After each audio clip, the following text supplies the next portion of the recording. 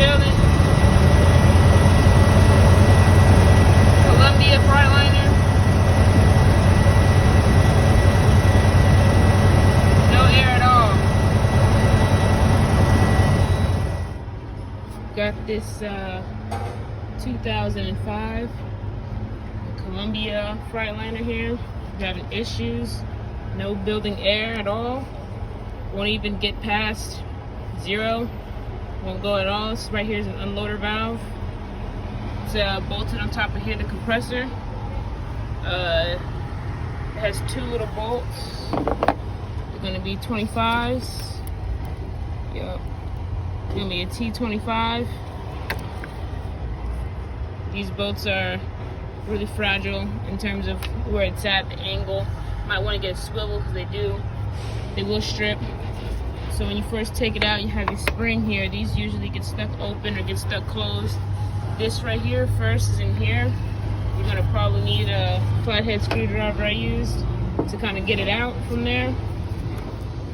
So these right here get pretty dirty.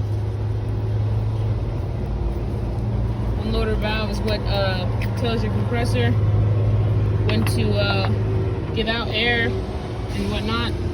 Almost kind of acts like a thermostat.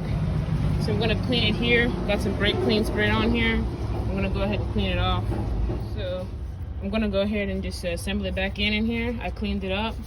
So what I'm gonna do first is actually put this one in first. Make sure all my O-rings. I cleaned it up pretty well. Got it inside there. You know, wiped it down as much as I can. Slip it back in here. So seats down in there like that. Then you have your spring here, which will be controlling the compressor from unloading and loading and discharging. That's what how that regulates. And then you have your, it's like a gasket on here, so don't forget to make sure that's on there and also that it's good in good condition. Got your 2 bolts here.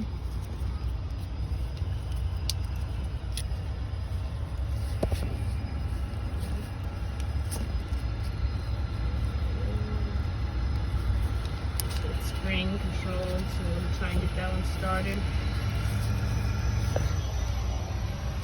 That one started.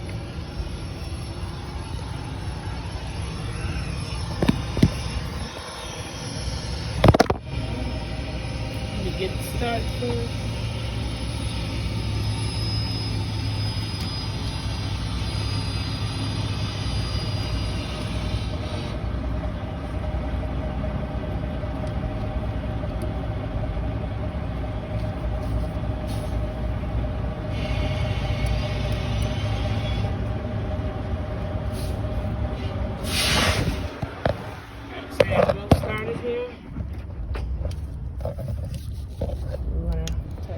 So here I'm going to check this discharge line.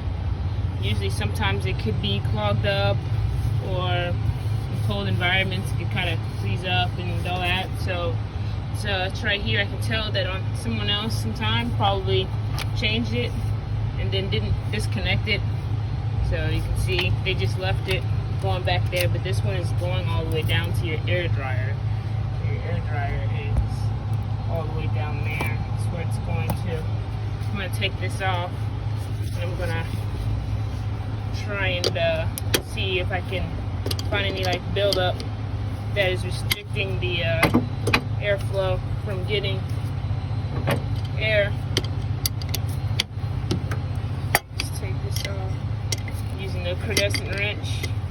I don't know the exact size, so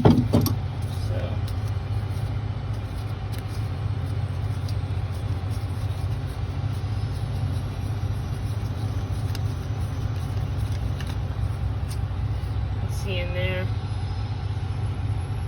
build up. So I'm gonna clean that off, clean inside a little bit, check down inside the light, see if I can grab my light. Get down in there.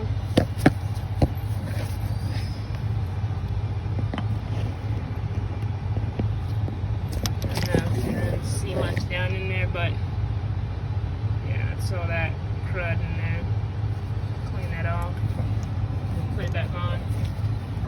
Alright, so I checked the other line, the other side of the discharge line, so you can actually see now where how it's actually set up there.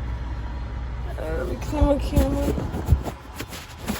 Alright, so yeah. Now another thing too to check for is water in the tank. Sometimes maybe it doesn't build up because it's so full of water, and the water is so full there's not enough air to fit in there.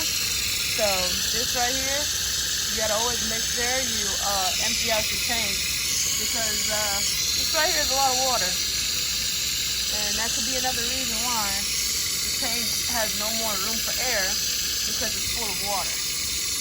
You're gonna let that run out, and then so another tank right here as well. First it started off dripping out a lot of rust, but slowly leaking out here. So with all those tests being done, I have came to the conclusion that